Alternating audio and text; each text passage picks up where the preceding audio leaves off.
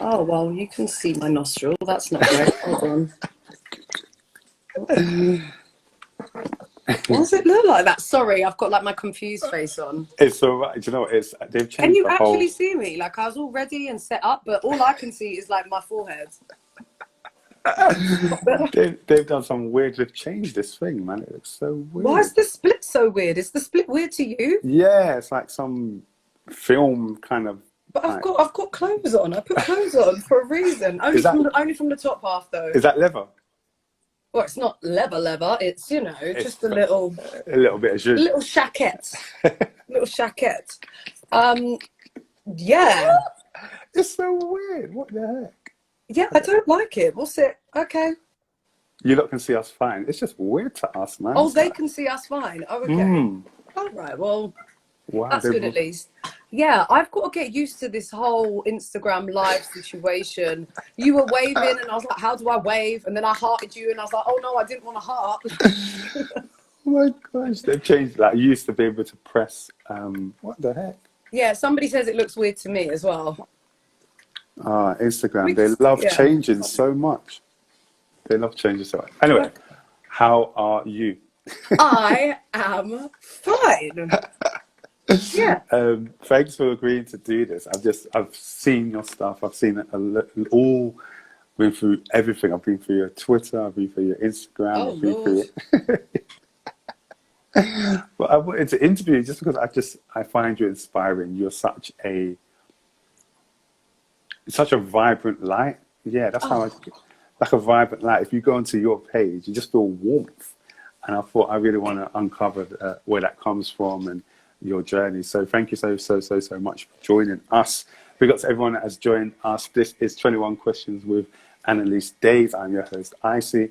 And if you have just joined us and you've never, ever been involved in what we're doing, click the link in the bio. We've got I think it's like the 35th episode. So there's been so many people we've had on throughout the year. Go and check out the content. But today is all about Annaliese. And we're going to start you off light. Okay. We've got something called quickfire. Look at your face. Your face is so apprehensive. Like, what have you got? Yeah, we'll see what comes out of my mouth. I mean, I'll try. I'm gonna try my best, but No, you'll be fine. You're a natural at this anyway. Oh, right, sorry. so... Maybe I should turn my phone off loud. Like, that would be quite a good idea, wouldn't it? Sorry. There we go. Okay. This is so... I have to get used to this. All right, so 21 Questions works like this. You've got up to 21 questions and more to be asked. And at any time, you have one pass card. So if you don't want to use your pass card... if you don't want to answer the question, you can use your one pass card, okay? Only one? Only one. Okay. I was going to find you a present, but I don't have one. Don't mention presents and then not give me one. You can't be doing that to a woman. What are you doing? So you got 21 questions and more, but you're going to start off with your quick fire round. So your quick fire round starts like this. I want you to do, right where you are, one of the most overused poses on Instagram.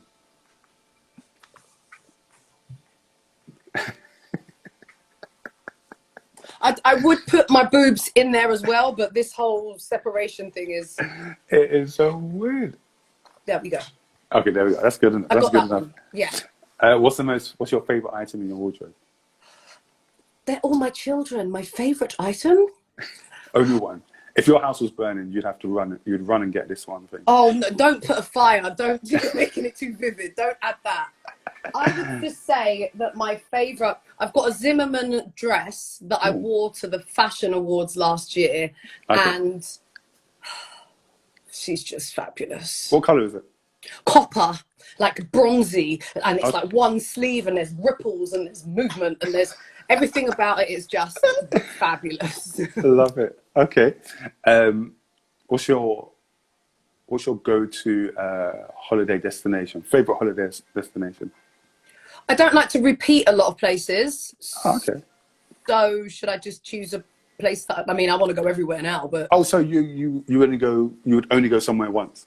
I tend to. Okay. But I'll keep the...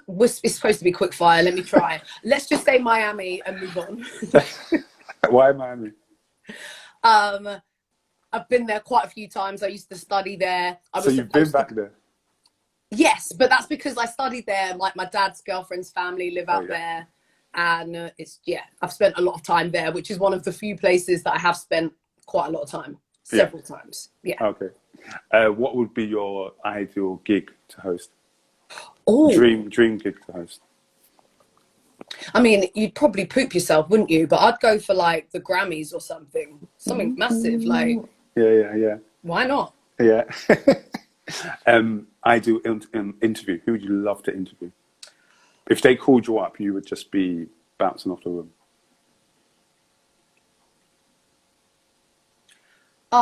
Sorry, I was just, that whole thinking was whether I'd do somebody fashion or just somebody awesome. And I actually think I would go with like Michelle Obama or something. Wow. Ooh, and then talk fashion with Michelle Obama, you see? Yeah. Come on.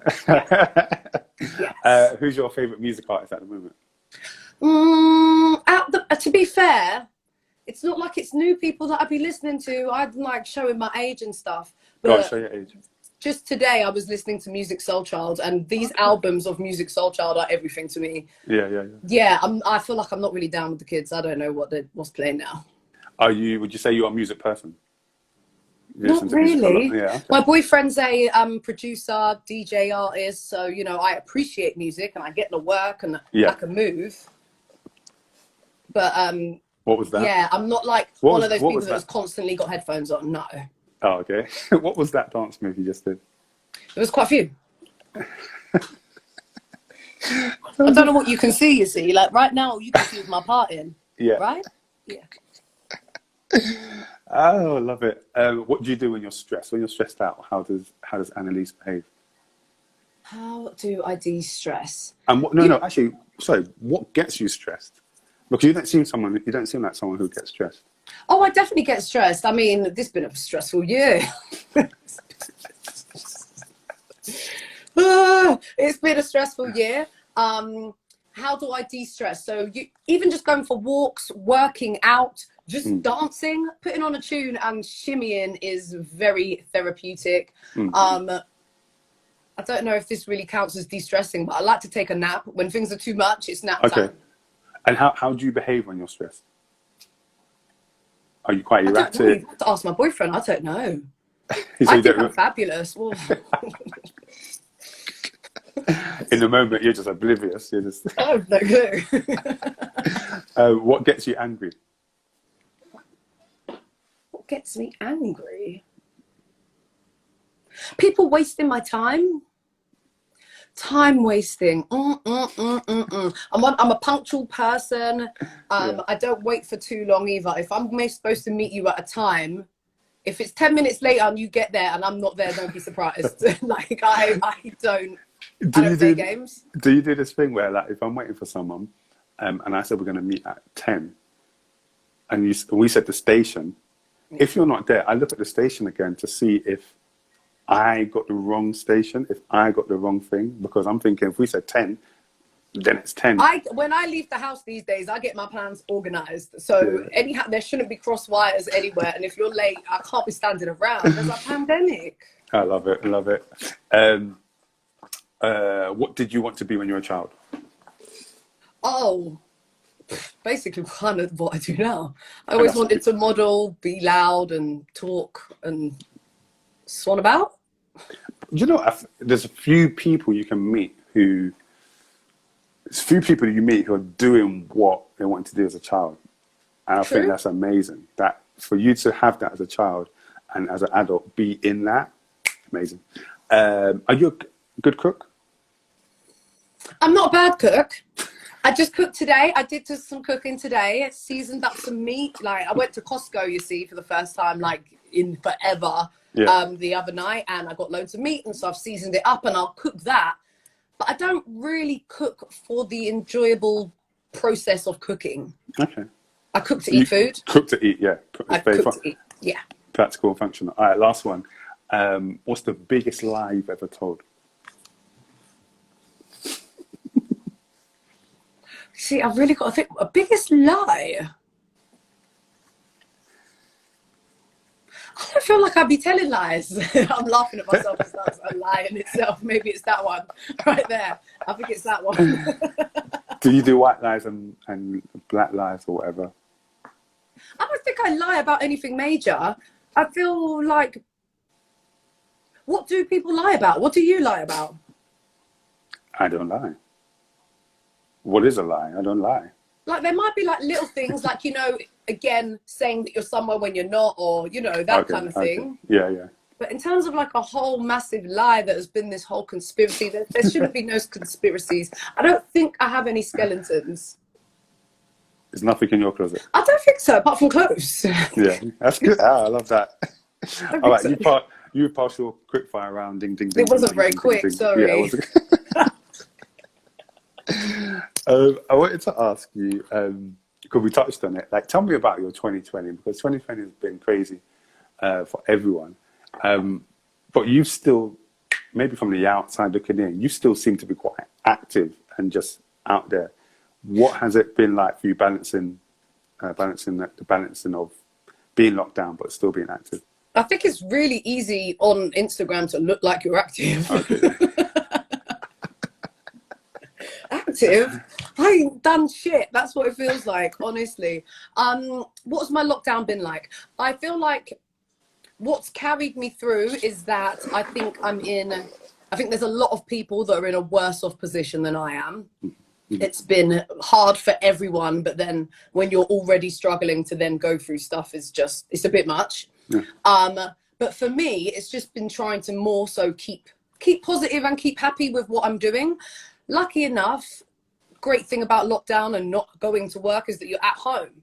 So if anything, it's been time to kind of focus on the online content and swanning. All my outfits, this is what's upsetting to me, all my outfits have just been worn in my house swanning about. A video and a click and a snap, and that's great, and it has helped me. It's almost like my therapy, to be fair, because that's one of the main things that I've missed during this year is, I know it sounds so minuscule to a lot of people, but getting dressed, putting an outfit together and then slaying the street. Yeah. These are moments I live for. That's a whole ritual. It's a whole ritual in itself. It's a whole ritual, and not being able to do that has really been difficult, but I'm glad that I've had the outlets of social media. I built up my YouTube channel miraculously over this time, got all monetized and started doing content about ANTM as well as modeling, as well as fashion. So it's been a really good distraction, like a lot of work. You've got to put a lot of work into it, but that's kind of where I feel like I've almost had a bit of tunnel vision. But I am definitely, I'm ready for it to be done. I don't like to bring negativity. It's all positive for me, and I will always find a silver lining here or there, but I'm ready to be done. I'm ready. I haven't left the country. That's another thing that is crazy to me. Wow. I haven't left the country since March. I was supposed to go to Miami in March, literally the week lockdown happened, and obviously that flight got cancelled. That would have been nice. I haven't been away. And I'm one of those people, especially at this point in my life, I've worked very hard throughout my 20s to be in a place where somehow I have time and money. This never coincides. It's like the stars have aligned, but then COVID happened. So a lot of my trips haven't happened. I haven't been anywhere. I need to go on holiday. Anywhere would do. Yeah. Where would your first place be to go? Well, there's a whole list. I mean, I've already booked Dominican Republic and Jamaica for next year, so I'm trying to be places, clearly. They're both next to each other, and I'm going, no. Yeah. But I'm still crossing my fingers that even that's going to be possible, so we'll see. Yeah. And tell me about, I want to go back a bit. Tell me about your ambition as a child, because as a child, you've mentioned in like past interviews, you were very excitable. But at the same time, I think you were so confident and ambitious, and I wanted to know where that came from at such a young age. 13 years old, you went to pitch for your own modeling kind of contracts. You were out there doing your stuff, and I wanted to know where that came from. To be fair, I think it is literally just mainly based on the fact that I'm an only child. My parents and the effort and the love. And it wasn't even like my parents were well off when I was a kid. I think they've both got more affluent as I've got older. Yeah. But my parents separated when I was 4, but they were both equally in my life. Like I was very supported, and I was spoiled with love and attention. They didn't have money to spoil me with, but the confidence and all of that, like, I'm definitely my dad's daughter. Like, oh, pray for everyone, because my dad's a very interesting character. Something I'd say is that my dad is a Jamaican man who waited until 44 years old to have one child, me. Wow. Which, it doesn't sound crazy, but then when you really think about the stereotypes of Jamaican men, yeah, and obviously stereotypes progress and what have you, but my dad is an older generation. Do you know what I mean? People weren't moving like that. He kind of thinks differently, and he always told me that I was different. He always encouraged my dreams. Yeah. Do you know what? I've got one daughter, and how old is she? She's like 1.5. Oh, cute. Yeah. So, and some people are always like, oh, you can't just have one child. You can. Don't just leave her on her own. They turn out like me. I'm sorry. I'm joking. No, but at the same time, like when I was looking at your story, you actually gave me hope that, okay, let's say I don't have another child, what love can do to a child and how they can turn out. Like, I personally think you're a great example of that. So when you tell me that they didn't have a lot of money, but they had a lot of love, that love seems to have been poured into you to the brim. And even as you talk about them, I can just see it overflow. And I want to know, like, what impact did that have on you? All that love and all that affirmation. Yeah, people can't underestimate how different it is being an only child. First of all, obviously, I knew no different. But as you get older, you realize, like, there isn't a sister and someone and a nephew and you're like, what? There isn't. And most people seem to look at being an only child as like some bad thing, like, oh my God, poor you. Poor me. I had a lovely childhood. I didn't have to share. Yeah. I got everything I wanted in a framework of what it was. I was very good at entertaining myself. You could just leave me in a room, I'd be good. I'd come up with some imaginary friends. I'll be here. I'll make up a dance routine. Like, I was very self-sufficient. Like, and I think that experience has got a lot to do with who I am as an adult. Yeah. That's how I won't lie, that's how my daughter is now. She's very, I can do it myself. Yeah. I can put on my own shoes.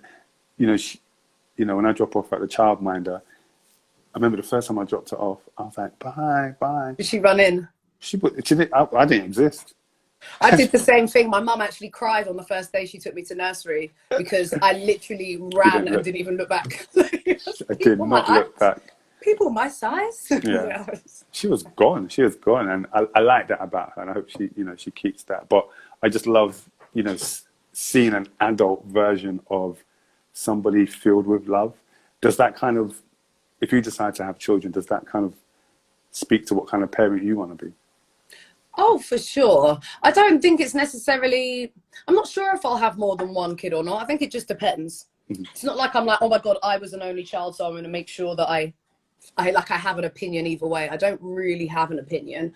I think for me, it's just about talking to your children and building confidence. I think that's more important than how many of them there are. I was watching some show on TLC, and it's a black couple, and they had 11 children, and they were pregnant with triplets. Wow. And they were really good parents. Really good. And it's not really about, it's just putting in the groundwork. Because, I don't know, it's hard to grow up, isn't it? It's a lot. Yeah, we're still trying to do it. It's a lot, so you need some solid foundations, and I don't know if it always, like, I had to refine Because I would say that there was points, especially within my teens and early 20s, that I was quite self-obsessed. I mean, I quite like myself now too, but I don't want to say obsessed sounds awful. Let me take back the word obsessed. I'm going to say just selfish. Oh, okay. Like, I still think it's upsetting that the world doesn't revolve around me. I'm still trying to come to terms with it. Mm-hmm. And I understand it more so as I've got older, but there was definitely a point where maybe the word arrogant could have been used. And where did that come line, from? Isn't it? Huh? And is that because you were boosted with so much confidence it was tipping over? I'm the kind of person, I think I'm referring more so to when I did Britain's Next Top Model. I think I was 20, how old was I on that? 21, 22. And they basically told me that my photos didn't match my personality and I needed to tone my personality down in order to match the photos, and you know, all of this kind of like trying to dull the shine. I'm like, stop dulling the shine, what are you doing? If anything, tell me to get my crap together and bring your photos up to match your personality. And then I found, like, watching it, that of course you can always put this down to editing, but I found watching it that I came across quite arrogant. And I remember at the time, if you like, I kind of felt like, fake it till you make it. If you're nervous in a situation, shake it off and pretend you ain't. And yeah, as a young girl in a crazy modeling competition, I maybe hadn't nailed it, like, hadn't quite refined the skill. Yeah. But yeah, you know, life's a journey. We'd be working on it all the time, right? Yeah, 100%. Quite early, you did deal with a lot of rejection because you were, you know, you kind of ventured off in your own kind of modeling, you know, world, but at a very young age. How did you deal with that rejection at that early age? And what did you kind of learn from it? You know what? I've been getting rejected for so long that I don't even recall it being a thing, honestly. That obviously in itself created, it's like creating a thick skin, isn't it? Okay. And almost like my armor is like, well, I'm amazing. And that sounds so arrogant to people, but it's like, I need to just remind yourself, like, and I don't think people get stick for saying good things about themselves. Wow. They cringe about it and all the rest of it. But honestly, I think it is one of the best ways to give yourself love, is repeating these kind of things to yourself. Mm-hmm. I say I'm awesome quite a lot. Like, I really do. And that varies whether I'm talking about fashion. I'm like, oh gosh, you're fabulous. Yes. Like, you know, it's like I'm on my own little hype woman. Mm. And I've been doing that for a very long time. I think it's just ingrained in me. When you start modeling from 12 and you're going to castings and you're going to these jobs and auditions and blah, blah, blah, just kind of, I don't take any of the rejection personal. I really, really don't. If anything, I think, well, you're crazy. You're missing out.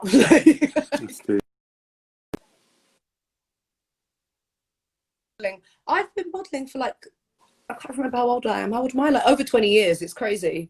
Mm-hmm. Are you still there? You froze on me. Oh, you're froze on me. Oh. You can't freeze. Okay, let me see. All right, well, I'll just keep talking. Oh, here we go, yeah.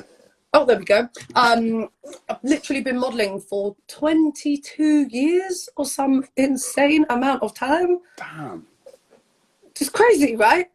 Just 22 insane. Years. Like, when it's the majority of your life like that, I actually think that's insane. But that's why it's almost quite second nature to me, the rejection. It's not an attack on you. Yeah, yeah. Because it's almost like you've barricaded yourself with that self-belief enough that when it comes, it's like, it's not an attack against me. This is set in stone. Yes, this is the truth. This is scripture. Yeah, this is set, so whatever you're saying, I hear it, but it stays at a distance. It's over there. Like, keep that. That's over amazing. There, basically, yeah. I think, you know what, that's a bit, I think, especially in this heavily social media age, having that kind of thick skin, people don't go through the training ground for that. I think we are super lucky. I don't actually know how old you are, but I'm putting you I'm with me, 38. Right? 38. I'm 34. So we are in the same place, right? Damn, I'm getting on. Okay. Yeah, good luck with that. I'm still trying to come to terms with my own age. I can't help you.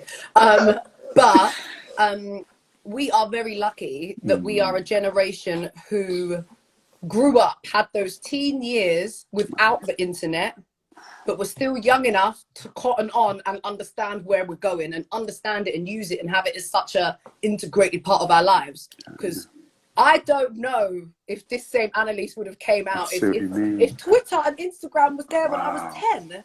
Wow. And those 10, like, if you think years from girl, 10 to 20, that decade is pretty crucial. Pretty crucial. Like, essential.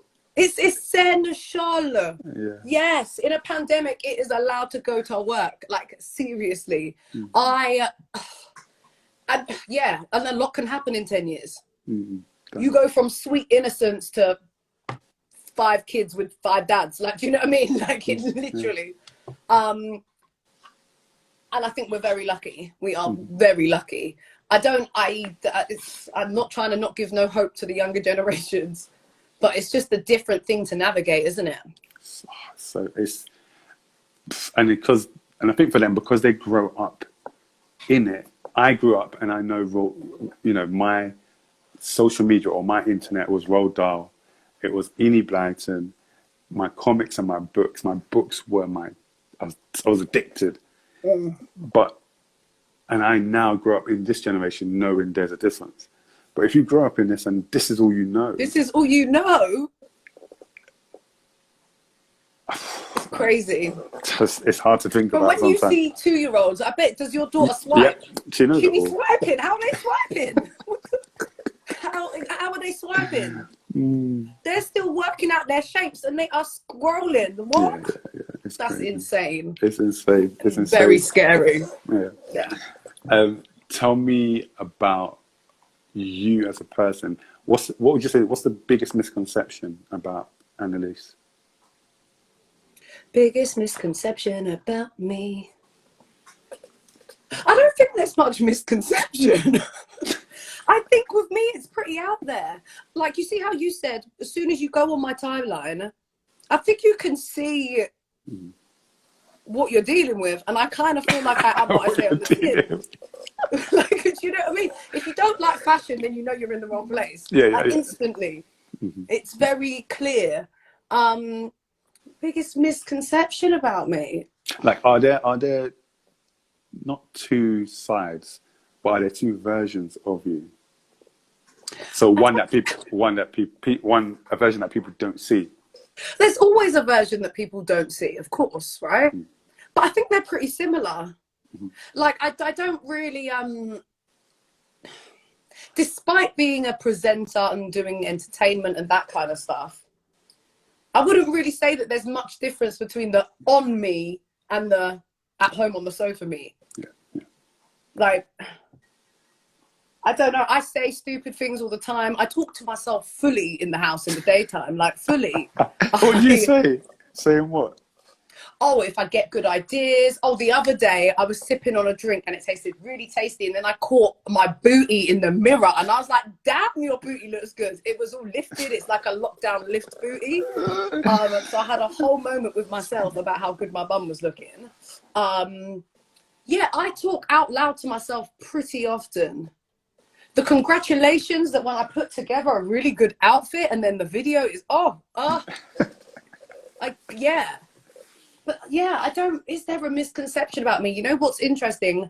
I am going to ask my friends that question. Yeah, ask somebody who knows me, ask my boyfriend, see if he thinks that there's a misconception about me. Because when I came across you, I felt that... Oh, he's there. She's not lying, he wrote. Oh, thank you, babe. That was perfect. Great timing. When I came across you, I thought my question was, like you said, are you on all the time?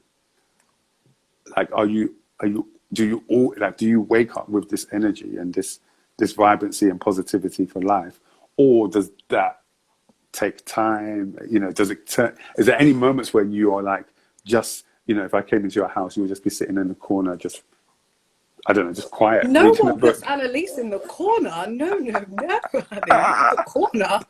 Not the corner. No.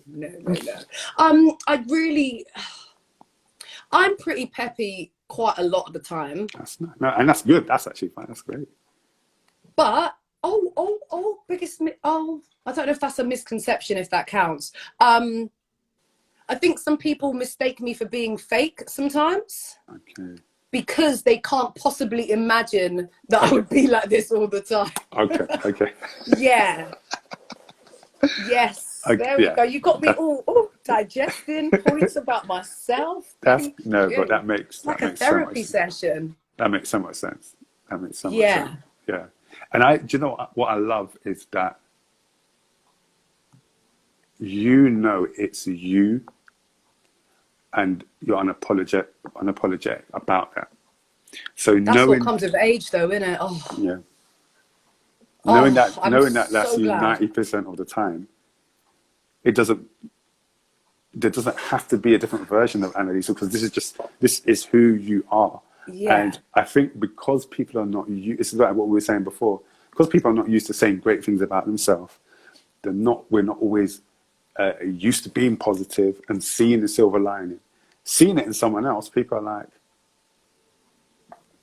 that can't be real, because look what I'm going through, and I'm not acting like that. Whereas I think for you, and the way that life has kind of shaped you, and the way that you've chosen, because it's a choice, to see life, it's created this person that people actually need. We need you to actually be on. Don't make me blush. No, but we need you to be on, because there are people that need that upliftment. And like I said, when I come to your page, you don't have a lot of space to walk in that room to get from the back to the front. Mm-hmm. But the energy you put into it, I'm like, I don't even wear women's clothes, but that is an outfit check. That is for me. That's for me.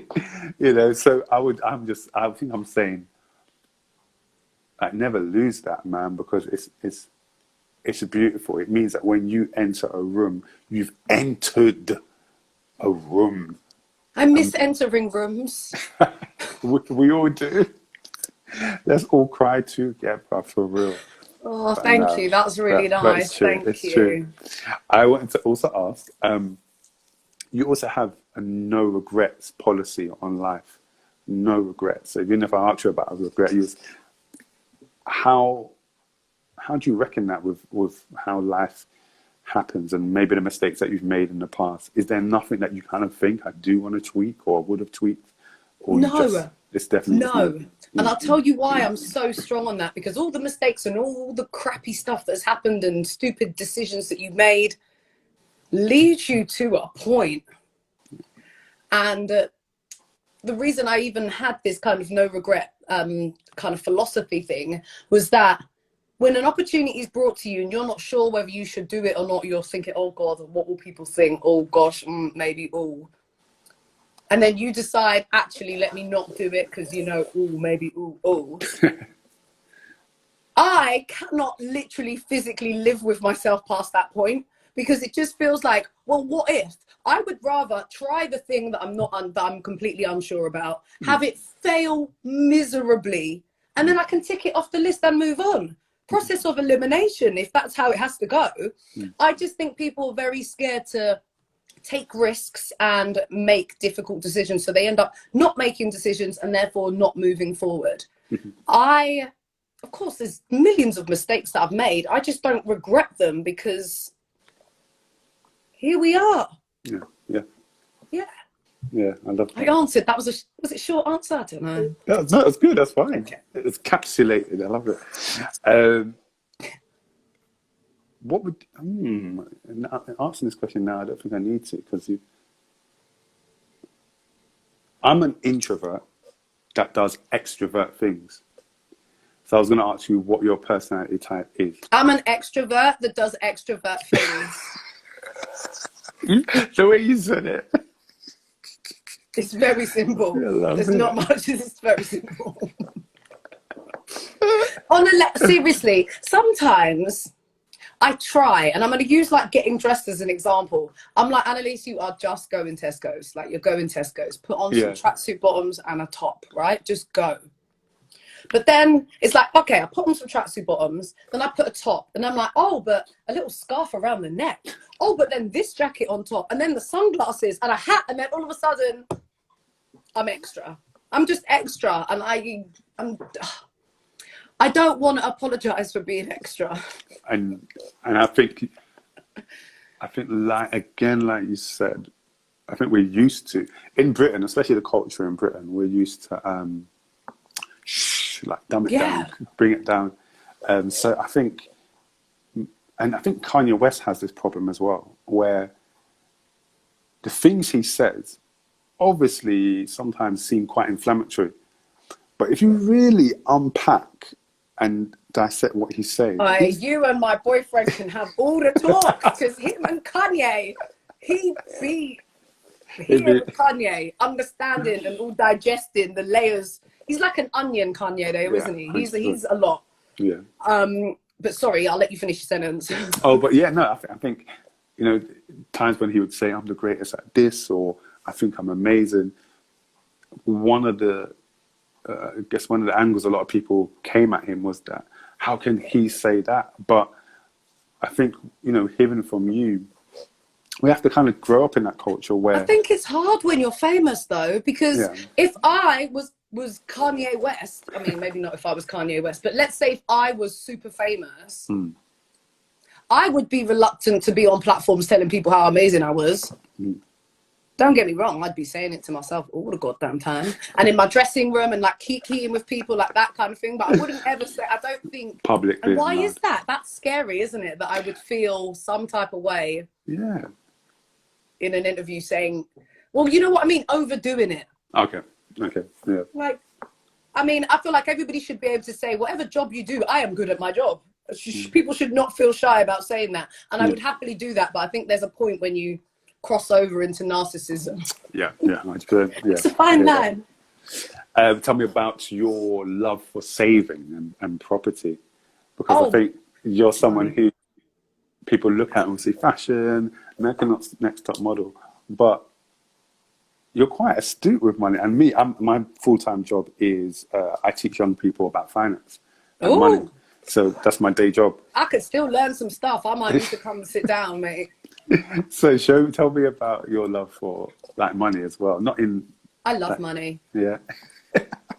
I'm also declare all the time that I'm a money magnet. I attract money. Money finds me always.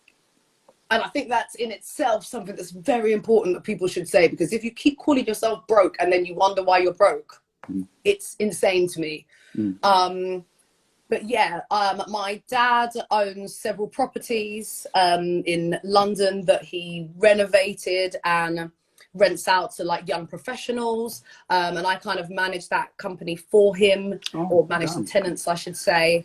And then my dad used to work on a market stall. He used to work on Ridley Road Market when I was like 5, 6 or whatever. And I remember he used to come home with cash and he used to count it with me. We would count, and he would talk to me about money. Like, again, it's just another topic that seems to be that people don't want to talk about a lot, do they? They also, like, I guess you don't want to be looked at as greedy, or like, you know, how people look at the stereotypes of rich people and that kind of thing are never particularly positive, are they? And I think it just builds this whole mindset around money like it's some dirty thing and only bad people have it. And I read Rich Dad Poor Dad when I was literally like teenager. I read a lot of money. I like money. In fact, the only books that I read, I say only, it's only money. It's not only money books, it's a lie. But I don't tend to read novels. Okay, no, I read, and I hate that they're called self-help, because it sounds like you need help. But technically, the category is self-help books. Whether that's money and finance or mental this and, I don't know, get your shit together, you're fabulous, whatever. Those are the kind of books that I like to read. Again, just reinforcing. And yeah, we don't get taught enough about money. You clearly understand that concept. Yeah. People remain where they are money-wise because of a lack of understanding. And I think it's really important that people, I say, educate themselves. I mean, it just feels like there's no one else to do it at some point, because I don't understand why this is not in schools. You're teaching trigonometry, which I can't remember for shiznick. Yeah, we say this all the time. And you don't teach tax. Yeah. Like, you don't, yeah. we say this, like, even the young people, when we finish a course, they always say to us, you guys should go into schools. And we do go into schools. We go into primary schools. We go all the way up to sixth form. We go up to university as well. So we try and cover the whole breadth. But a lot of them themselves are like, you should teach this in schools. And it is a sticky point because, unfortunately, there are organizations making inroads to get it into curriculum, but then there's always some bottleneck where it gets stuck and it doesn't go all the way through. And I remember I was in a private school in Cambridge, and I was teaching a class, and I said to the year 8s, hands up here, anybody who knows what APR is. And the year 8 was like, I was like, whatever, but go on. And he was just like, annual percentage rate, that's the percentage on anything that you borrow, on loans, etc.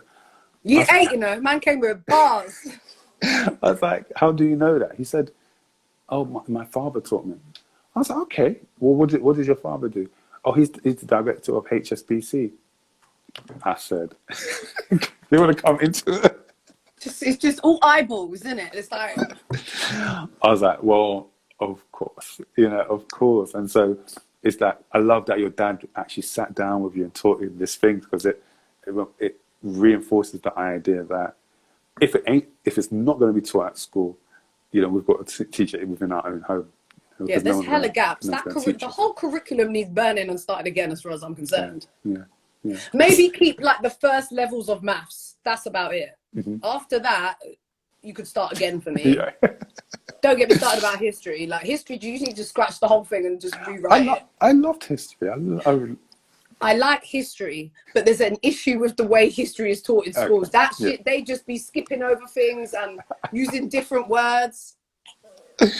What was it, like the British travelled to the Indians, or whatever. So they travelled there. No. Oh, you mean took over their shit? Yeah. You mean raped their women? And okay, oh, that's what you mean. Oh, okay. Oh my gosh, guys! I want to say hello to every single person that has joined this production. Chanel says she agrees. Thank you. Let's see. Kate Spivey says, I'm 32 and I still don't know any of this. It's hard. I don't know nothing. Someone help.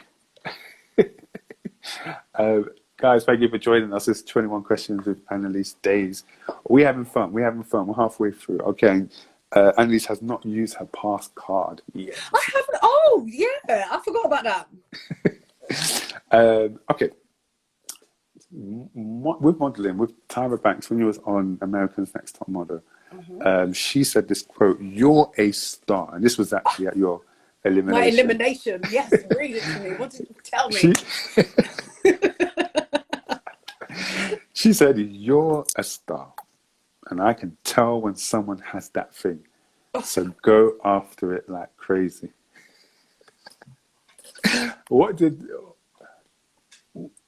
Because you're someone who tells you yourself a lot of this stuff yourself, what was it like hearing it from someone else, but more specifically, Tyra Banks? Yeah, I know. That sounds so stupid to say, but the whole of the competition was a kind of like a process of trying to win over judges. It was that was stressful. You're bringing back the stress to me. I need a fan. Yeah, what was it like hearing those words? I mean, a lot of when Tyra spoke to you was a bit of a blur, to be fair. It's not like I remember the words coming out. It's more like I remember watching it as opposed to like being there in the moment. Yeah. I mean, that's crazy. I need to put that on a t-shirt or something. Or you throw on your wall. Yeah. I mean, it's kind of insane that she said that to me, yeah. But I do think at the same time, this is just playing a little bit of devil's advocate. She was hardly at that point, me placing third, gonna go, Yeah. you're kind of rubbish. You should probably go back to the UK, practice your shit, and maybe grow 2 inches. Like, do you know what I mean? She wasn't gonna say that, was she? I had to look like I was doing well. Yeah, it would have made her look bad if I was still rubbish and still there. So fair enough. Yeah. And you said like through the whole period you were trying to get the judges' approval. Caryn Franklin was a big piece of that puzzle. She finally did give you your flowers, but I wanted to know how would you have felt if she never changed her mind about you? yeah. Oh, Yeah.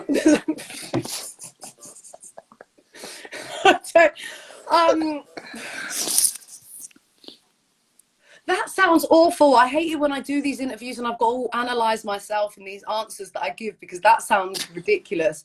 I didn't think I was gonna get her approval, so I didn't rely on getting it to live my life. Do you know what I mean? So if I hadn't got it, yeah, that's like that. That was what the sound was. Yeah. Did you get any backlash that you saw online at all during that period?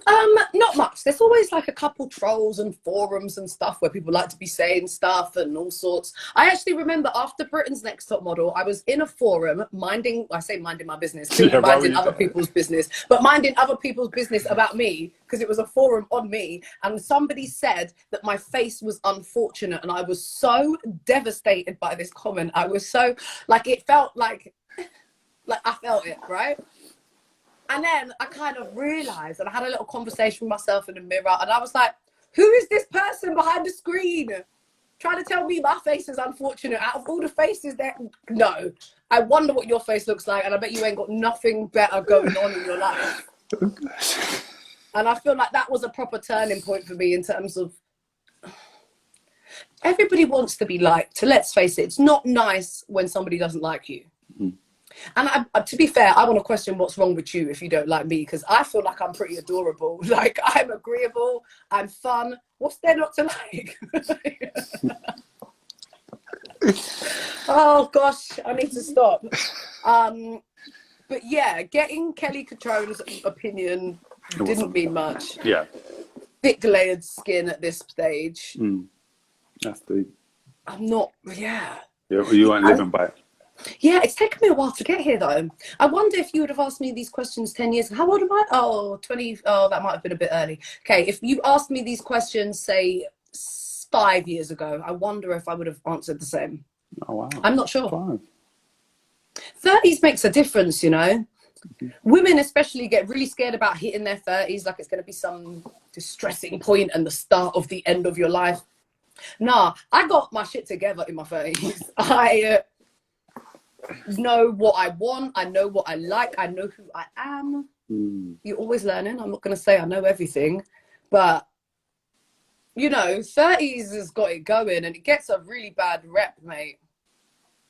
I still look good, but like I'm smarter, like, come on. Yeah.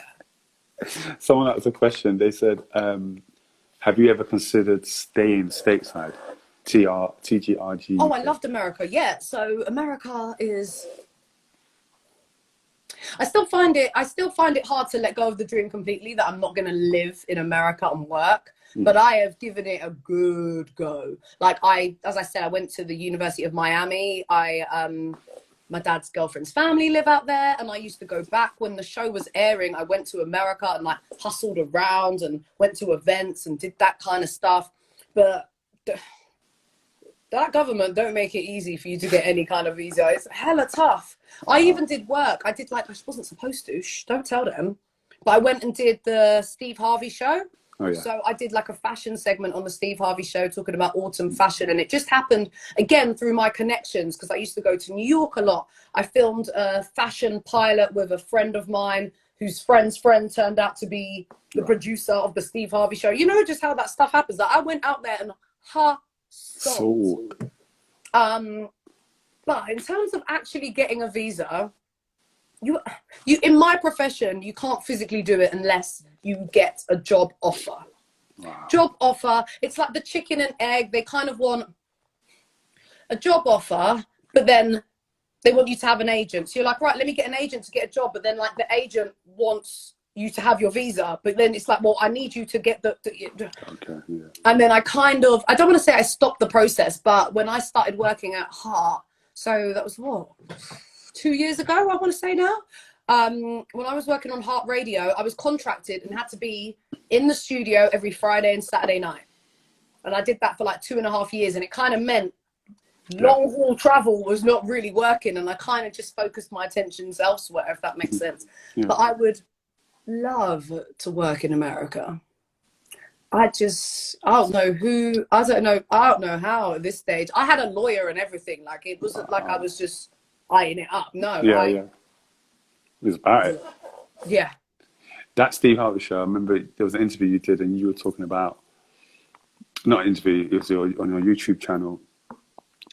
And you mentioned how before you were going to do it, you were nervous.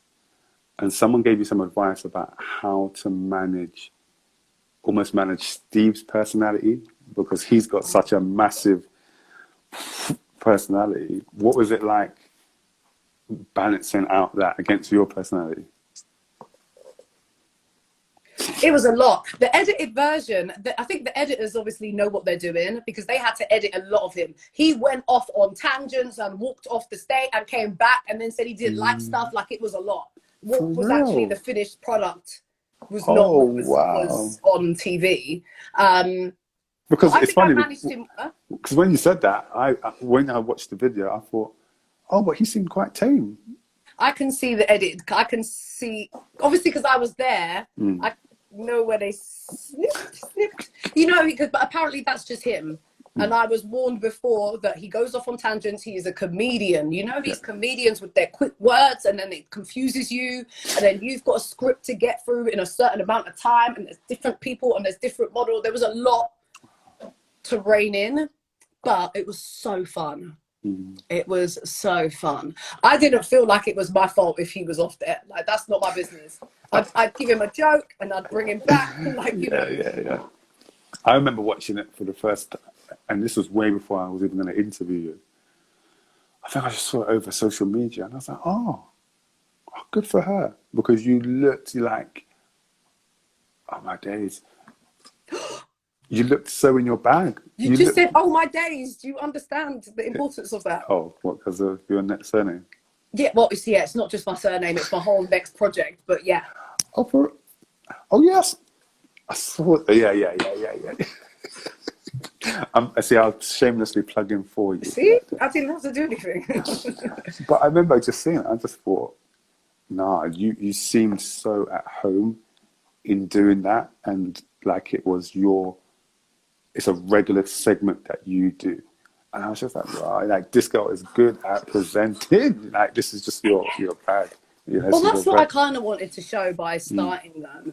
It took me ages to start doing my outfit checks. I started like July 2019. And I was thinking about the idea from January. Like, I was like, no, there's clothes, and then you change and then you click and it's like an outfit check. But I did the thing that I was like, you shouldn't do, where I was nervous about what it would look like and how I would do it. And I think I'm a little bit of a perfectionist. If I'm going to put something out there, I need to believe in it 100%. Yeah. It needs to be my best work. That doesn't necessarily mean it's got to be perfect. It just means I believe in it. Yeah. I have to understand the idea, and I see it, and I'm trying to execute it. Like, I don't like to half-ass anything. I get it, 100%. I just don't see the point. Like, you just might as well go to sleep. Like, I just don't see the point. So it just took me some stewing and visualization. I can't even believe it took me so long. In fact, I'm going to use that as an example now for any time I want to start something else and just be like, stop taking so long, go do it, go do it. That's what I'm going to do, because 6 months stewing is just ridiculous. Yeah, and now it just... Now it's a whole thing. It's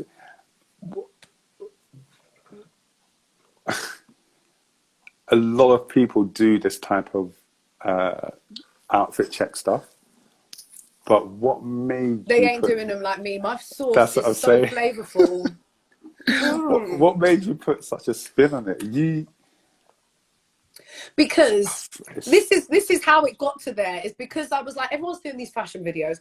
Do you not notice though? No one talks in their fashion videos. yeah, it's They just just like, spin around, pose, and swan, and look cute until I can't even see the point. Like I just like I wanted to show off my skill. I am very good at talking. We can't deny that. Why would you not put your best foot forward? So, and then you need to give tips. Like I don't see the point unless you're talking about the clothes, and then you get people excited. Yeah. I feel like I was doing the whole Reels TikTok thing before it was a TikTok Reels thing. Like, and now they just be killing it with the transitions. I can't even keep up. I can't keep up. but no, but I like the transition. And you're honest as well when it's not good. Like you did the bit. Because you saw Shein, and didn't you? You saw Shein. Was it Shine? Shein? What was it? Shein, shine. I still don't know how you say it, but you saw that, innit? Yeah. And you just kept it real, and I was like, oh, that's good, because obviously there's a balance. There's times when the clothes are rubbish. It's like, but we need someone to present that as well. We need someone to to tell you, right? Tell you, don't tell me not to buy it. Yeah.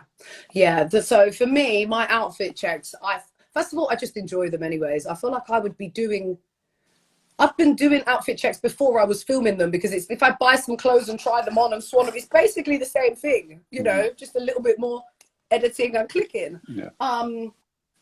I have so much fun putting clothes together. I think I didn't realize how much I know about styling, and it's nice to kind of share that and like try and give people confidence.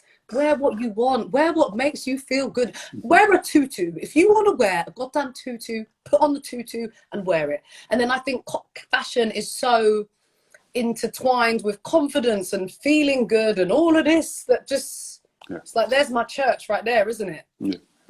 Feel good, look good, feel good, dress good. Come on. Amen. Oh gosh. Okay, I'm going to ask you 2 more questions. You've been amazing. I need a fan. I'm sweating in my PVC, sweating. babe. That's a t-shirt on its own. As a female black, a young black female, you made a quote in an article. You said, "Oh no, what did I say?"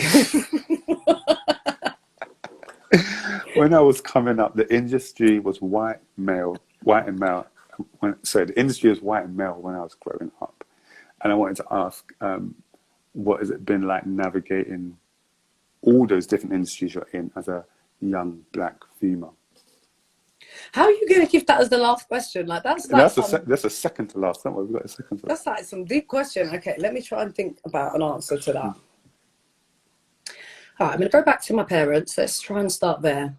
And I really don't want to make this into a whole thing, because I tried to explain this recently to a friend and to my mum, and she got a little bit offended. Let's say that.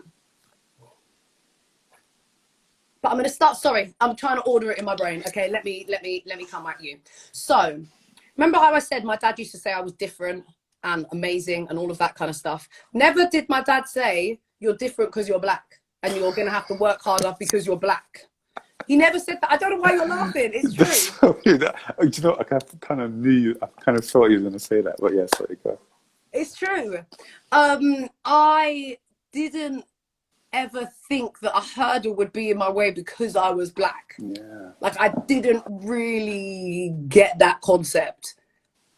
I think I was lucky that modeling was the first industry that I went into, because modeling is so based on your looks and your appearance. You don't know why somebody's rejecting you. It could be for 10 million other reasons other than your skin color. Yes, yeah. And I think that always, in some regard, kind of protected me slightly. I don't have any super racist experience growing up modeling, considering I've been modeling for so many years. I have microaggressions, which honestly, I feel like I only really acknowledged this year. With all that's going on and stuff, it just made me take a look and a think about things. And there's definitely things that I've chosen to ignore. I don't know if I knew I was choosing to ignore it, but I just, do you know what I mean? Mm-hmm. So when it comes to navigating the industry as a young Black woman, I honestly feel like my key and what I kind of look at is that it's just Annaliese. Like, it's Annaliese who's trying to get into this industry, and whatever. I don't know. There could be so many reasons why somebody makes it or doesn't make it. And I just don't like to assume that it's because of race. I really don't. And I'm not saying that racism don't exist, because, you know, I've been given the eyeballs. It's there. But I think you're making life a little bit more difficult for yourself by seeing it every single corner, or choosing to acknowledge it, choosing to fight it at every single corner. I say fight it. That's, I know what you're be saying. an activist. I hope you understand what I'm trying to 100%. say. No, do you know G Fresh? Yeah. So I did it, the rapper. Oh, yeah. I did an interview with his daughter, and she's got like a lip gloss line, very successful. And I asked him this question as well. I said, you know, do you think her growing up with all the issues going around, that this will become an issue? You know, how she's going to navigate? And he said in his own personal life that he knows it's there, but he chooses not to have that as a stumbling block or as another hurdle. So he just sees, just like you said, he just sees, or she's just going to set up a business. She's going to work hard and she's going to power through. Does it exist? Which ain't easy by itself. That's already Exactly. a difficult task. Yeah, like, yeah. I don't know. I think it's very, very difficult. And obviously people deal with things differently and choose to fight or to use their voice or to be an activist in many different ways. 100%. I'm definitely not an activist. However, I would say that the biggest form of activism that I can do is keep on living my life and be a representation. Just keep on doing it. And I was just about to say that I didn't see, only until a few days ago, I didn't see the advert you did for Next and the sofa. Oh, yeah. And yes, it might just be, oh, you're just falling backwards into a chair. But for me, having a daughter growing up, a young black girl growing up, it's the representation. It's you being in these spaces that makes me be able to point and say, oh, look at Annaliese. You being on these front covers, you being on these billboards, these voiceovers, your representations in so many different industries that it's going to be hard for my daughter to say, I haven't seen someone like me. Yeah. And I think it's like, just like you said, there's so many people who are activists in their own right and in their own way. None is greater than the other, none is less. Everybody is working in their own way and helping to provide a new landscape for these young people growing up to see that, oh, I can do that. Yeah, you can. Yeah, you can do that. You know. Yeah, I always think about the 10-year-old me watching TV. That I felt like there was no one. Wow. Like if there was a black person on screen, I got excited. And then I went to America when I was like 13 for the first time, and there was a cereal advert with a black family, and I nearly died. I was like, what? A whole black family? Like, this is how you be rolling out here? What? Yeah. And it's just, it's not minute, because that's what again, this year's been a tough year. And while thinking about past experiences, potential microaggressions and all the rest of it, I definitely found a big power in just doing what I'm doing. Yeah, 100%. 100%. And that leads on to the last question. Why are you scratching? I was scratchy. I was itchy. Oh, was that genuine? I look like I'm nervous. I was itchy. What type of legacy does Annaliese want to leave? Somebody else asked me about legacy the other day, and I was a bit like, I think legacy, what kind of legacy do I want to leave? Or how would you like to be remembered? Like this? What do you mean?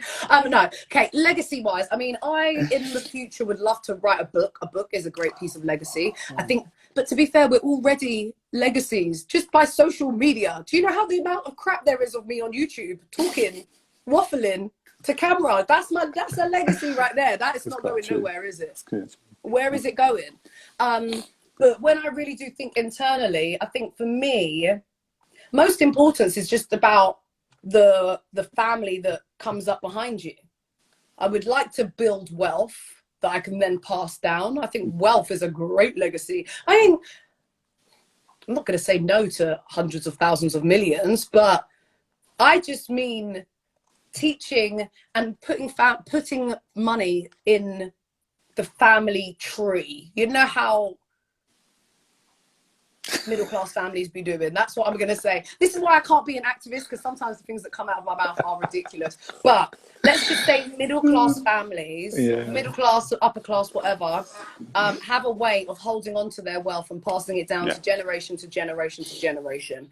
My dad did a great start with that. He's the first of his. So then me, I pass it down. And then, you know, the Dayes and whoever, there's money. Then we know where to put our stuff. We know about offshore accounts, and we do this and we do that, and there's monies, and there's always a house. So my whole family can always have a roof over their head. That'd be nice. Love it. Is that good? Yes. Annaliese Dayes, this is your life. Oh, okay. Thank you so much, man. Oh, Thank man. you. It has been... My cheekbones are hurting. And that's Good. a good thing. And that's a good thing. Yeah. Tell us where we can find you, and if there's anything coming up. Right, so you can find me on Instagram at Annaliese Dayes. I'm practically Annaliese Dayes on every single platform. I don't really tweet. Don't look for me there. Don't look for me there. My YouTube channel's Annaliese Dayes. I've got lots of exciting things coming up. I'm doing a podcast coming out. Oh, cool. Let's say early 2021. Boom. Yes. Is that good enough? What's it called? Is it called that? It's called, I haven't said this on Instagram yet, but it's called Oh My Days, What Are You Wearing? Yeah. Oh, that's nice. Okay, you got to unpack that. It's a fashion podcast. There's not many of them because obviously fashion and podcasts aren't exactly the easiest things to put together. But it's me by myself. I don't have any guests. An 8-part series where I talk about different aspects of the fashion industry in relation to other industries. So fashion and feng shui, fashion and sustainability, fashion and confidence. And then I basically talk like this throughout the whole thing, giving you tips and tricks and Annaliesisms. Oh, that's amazing what you just said there. That's one of them. We're gonna be supporting that. We are gonna be supporting that. When it gets there, again, it's about the grind, isn't it? Yeah, 100%. It's coming. Well, thank you so much for your time. I truly appreciate it. I had fun. Thank you. And we're just wishing you all the best. Like I said, I always say to all my guests that when I get my guests on, or when I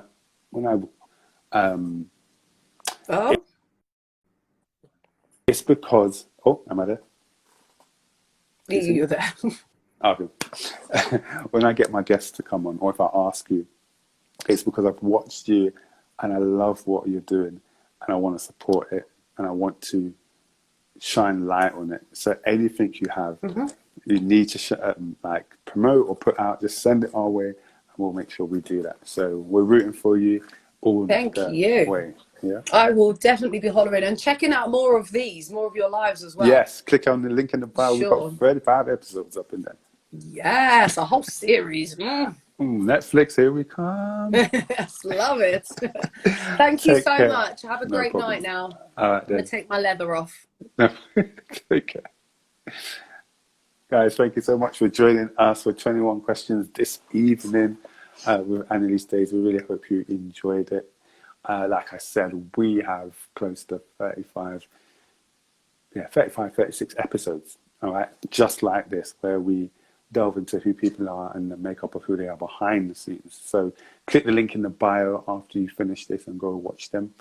If you are on Clubhouse, actually I should ask Annaliese, if you're on Clubhouse, come over. We have expanded and we're now on Clubhouse. We have a club there called the SITDOWN UK. And we're going to be holding empowering, inspiring conversations on there. Okay, so on Monday we've got a special one coming. So if you're over there, find me on ICIE Music. I'll put my profile right here in the comment section. And you can find me on ICIE Music, and then you can link onto the club. Okay, guys, thank you for joining us this evening. I'm going to see you next Thursday, 9 p.m. for 21 questions. See you. How'd you end this?